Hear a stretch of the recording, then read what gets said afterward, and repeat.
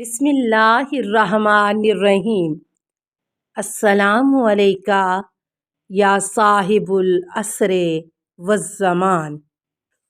جیسا کہ خداوند متعال نے اپنے پیغمبر کے ساتھ ہم زباں ہو کر فرمایا ہنیئن مریئن۔ لیکن میرا دوسرا سوال یہ ہے کہ کیا قرآن کی آیتوں کے علاوہ بھی پیغمبر اکرم صلی اللہ علیہ وسلم پر وحی کے طور پر کچھ چیزیں نازل ہوئی ہیں؟ مقرر ہاں، پیغمبر اکرم صلی اللہ علیہ وسلم قرآنی آیات کے علاوہ احکام وغیرہ کے بارے میں بھی بہت سی باتیں بتاتے تھے جو تمام کی تمام وحی الہی ہوتی تھیں۔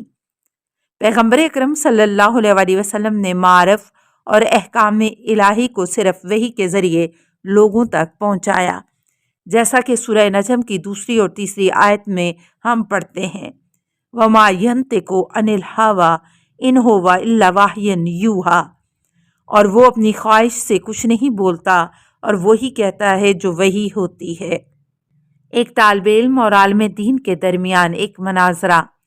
ایک جگہ کچھ مومنین بیٹھے ہوئے جن میں ایک طالب علم اور ایک عالم دین کے درمیان اس طرح مناظرہ ہوا۔ طالب علم قرآن میں چند جگہوں میں من جملہ سورہ اعراف کی 143ویں آیت میں ہم پڑھتے ہیں کہ موسیٰ علیہ السلام نے خدا سے عرض کیا رب آرینی انظر الیک، پالنے والے تو مجھ کو دکھا دے تاکہ میں تجھے دیکھ سکوں۔ لیکن خداوند متعال نے فرمایا لن ترانی، تم مجھے ہرگز نہیں دیکھ سکتے۔ میرا سوال یہ ہے کہ خداوند متعال نہ جسم رکھتا ہے، نہ کوئی مکان رکھتا ہے اور نہ دیکھنے والی چیز ہے۔ حضرت موسیٰ علیہ السلام نے اولو العزم پیغمبر ہوتے ہوئے بھی کیسے اس طرح کا سوال کیا، جبکہ اگر کوئی عام آدمی بھی اس طرح کا سوال کرے تو لوگ اسے اچھا نہیں کہیں گے۔ عالم دین احتمال پایا جاتا ہے کہ موسیٰ علیہ السلام کا یہ سوال دل کی آنکھوں سے دیکھنے کے لیے ہو، نہ کہ ان ظاہری آنکھوں سے۔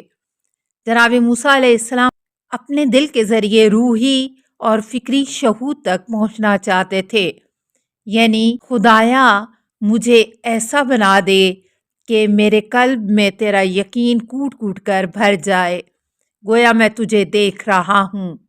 اور بہت سی جگہوں پر لفظ رویت اس معنی میں استعمال ہوتا ہے۔ مثلا ہم کہتے ہیں میں اپنے اندر ایسی طاقت دیکھ رہا ہوں کہ میں یہ کام بآسانی انجام دے سکتا ہوں، جبکہ قدرت دیکھنے والی چیز نہیں ہے۔ طالب علم اس طرح کی تفسیر آیت کے ظاہری لفظ کے خلاف ہے، کیونکہ ظاہر لفظ آرینی اپنے کو مجھے دکھا آنکھ سے دیکھنے پر دلالت کرتا ہے، جیسے خدا کے جواب لن ترانی سے سمجھا جا سکتا ہے کہ موسیٰ علیہ السلام کا سوال انہیں آنکھوں سے دیکھنے کے لیے تھا، اور اگر رویت اور شہود سے مراد فکری، روحی اور باطنی رویت ہوتی ہے تو خداوند متعال ہرگز منفی جواب نہ دیتا۔ اس طرح کا شہود خداوند متعال اپنے خاص بندوں کو یقینی طور پر عطا کرتا ہے۔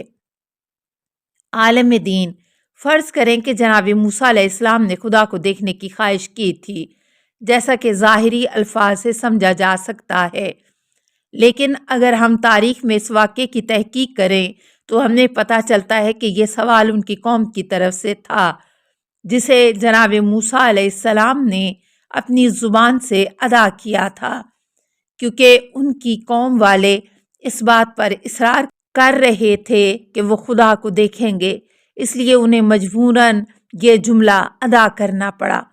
توضیح کے طور پر یہ عرض کیا جائے کہ فرعونیوں کی ہلاکت اور بنی اسرائیل کی نجات کے بعد جناب موسیٰ علیہ السلام اور بنی اسرائیل کے درمیان دوسری بہت سی باتیں وجود میں آئیں۔ ان میں سے ایک یہ کہ بنی اسرائیل کے کچھ افراد جناب موسیٰ علیہ السلام سے ضد کر رہے تھے کہ ہم خدا کو دیکھیں گے، دیکھے بغیر خدا پر ایمان نہیں لا سکتے۔ جناب موسیٰ علیہ السلام آخر میں مجبور ہو کر بنی اسرائیل کے 70 افراد کو لے کر کوہ طور پر گئے، اور وہاں پہنچ کر آپ نے بھی خدا کی بارگاہ میں ان کے سوال کو بیان کیا۔ خداوند عالم نے جناب موسیٰ علیہ السلام کو وحی کی، لن ترانی، تم مجھے ہرگز نہیں دیکھ سکتے۔ سورہ اعراف آیت نمبر 143۔ جو آپ نے اس بارے میں بنی اسرائیل کے لیے تمام چیزوں کو روشن کر دیا۔ لہٰذا موسیٰ علیہ السلام نے سوال رویت کو اپنی قوم کی زبان سے کیا تھا، کیونکہ آپ نے اپنی قوم کی ضد پر خدا سے اس طرح کا سوال کرنے پر مجبور تھے۔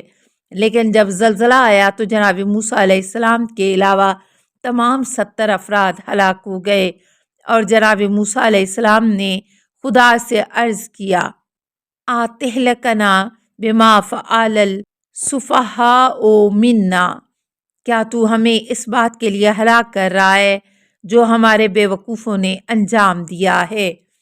جس کے بعد خداوند متعال نے جناب موسیٰ علیہ السلام سے فرمایا، تم مجھے ہرگز نہیں دیکھ پاؤ گے، لیکن کوہ طور پر چکر لگاؤ، اگر یہ خود اپنی جگہ پر باقی رہ گیا تو مجھے دیکھ لو گے۔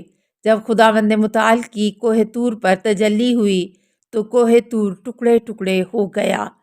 جناب موسیٰ علیہ السلام بے ہوش ہو کر گر پڑے، اور جب ہوش آیا تو خداوند متعال سے کہا، سبحانکا تبت علیکا انا اول المؤمنین، پاک پاکیزہ ہے تو، میں نے توبہ کی اور میں سب سے پہلا مومن ہوں۔ پہاڑ پر الہی جلوہ جیسے گرج، چمک اور بجلی کے ظاہر ہونا اپنے آثار ظاہر کرنے کے مترادف ہے، جس کی وجہ سے پہاڑ ٹکڑے ٹکڑے ہو گیا، اور موسیٰ علیہ السلام اور ان کے ساتھیوں کو خداوند متعال نے اپنی قدرت نمائی سے ایسا بے ہوش کیا کہ تم لوگ سمجھ لو کہ جب خدا کی ایک قدرت کا اثر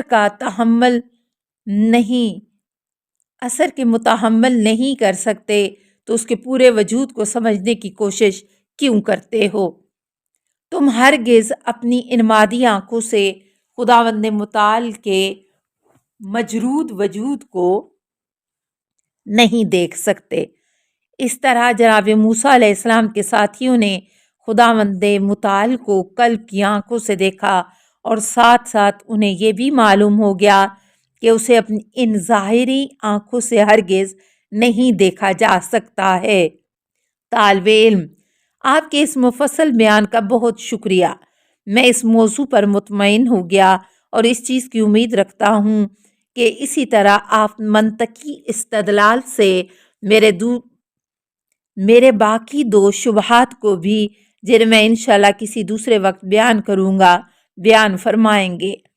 عالم دین، قابل توجہ بات تو یہ کہ اہل سنت کے اکثر مفسرین آیت الکرسی کی تفسیر کرتے ہوئے جناب موسیٰ علیہ السلام کے واقعے سے مشابہ دوسرا ایک واقعہ نقل کرتے ہیں، جس کا خلاصہ یہ ہے۔ جناب موسیٰ علیہ السلام نے عالم خواب یا بیداری کی حالت میں فرشتوں کو دیکھا تو ان سے سوال کیا کہ کیا ہمارا خدا سوتا ہے؟ خداوند متعال نے اپنے فرشتوں پر وحی کی کہ موسیٰ علیہ السلام کو سونے نہ دو۔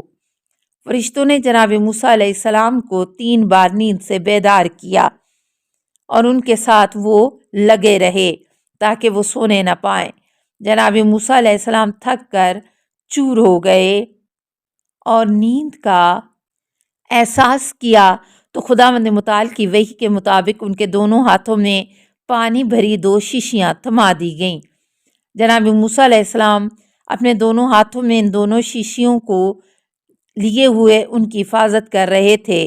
یہ دیکھ فرشتے چلے گئے اور ابھی چند لمحے بھی نہ گزرنے پائے تھے کہ نیند کا اثر غالب آیا، اور اسی وقت ان کے ہاتھ سے شیشیاں چھوٹ کر گر گئیں اور وہ چور چور ہو گئیں۔ خداوند متعال نے جناب موسیٰ علیہ السلام پر وحی کی، میں زمین و آسمان کو اپنی قدرت سے بچائے ہوئے ہوں۔ فَلَوْ أَخَذْنِي نَوْمًا أَوْ نَعَاسًا لَزَالَتَا، اگر نیند یا ہلکی سی جھپکی بھی مجھ پر غالب آ جائے تو زمین و آسمان فنا ہو جائیں۔ یہاں پر ایک سوال پیدا ہوتا ہے کہ جناب موسیٰ علیہ السلام نے کیسے فرشتوں سے اس طرح کا سوال کیا جبکہ وہ پیغمبر تھے اور جانتے تھے کہ خداوند متعال جسم کی تمام ضرورتوں جیسے نیند وغیرہ سے پاک اور منزہ ہے۔ فخر الدین رازی اس سوال کے جواب میں کہتے ہیں کہ اگر ہم فرض کریں کہ مذکورہ رواج صحیح ہے تو ہمیں مجبوراً کہنا پڑے گا کہ موسیٰ علیہ السلام کا یہ سوال نہ تھا بلکہ ان کی جاہل اور ہر دھرم قوم کا سوال تھا۔ واضح طور پر یوں کہا جائے کہ جناب موسیٰ علیہ السلام اپنی قوم کے اصرار اور ضد سے پریشان ہو کر خداوند متعال کی بارگاہ میں اس طرح کا سوال کرتے تھے تاکہ خداوند متعال انہیں اپنی واضح نشانیوں کے ذریعے ہدایت کر دے۔ السلام علیکہ یا صاحب العصر والزمان، الامان الامان الامان من فتن الزمان، السلام علیکہ یا خلیفۃ الرحمن، السلام علیکہ یا امام الانس والجان، السلام علیکہ یا مظہر الایمان، السلام علیکہ یا شریک القرآن، السلام علیکہ یا قاطع البرہان، السلام علیکہ یا امام زماننا ھذا اجل اللہ فرجک وسہل اللہ مخرجک وظہورک، السلام علیکہ ورحمۃ اللہ۔ اللہم صلی علی محمد و آل محمد۔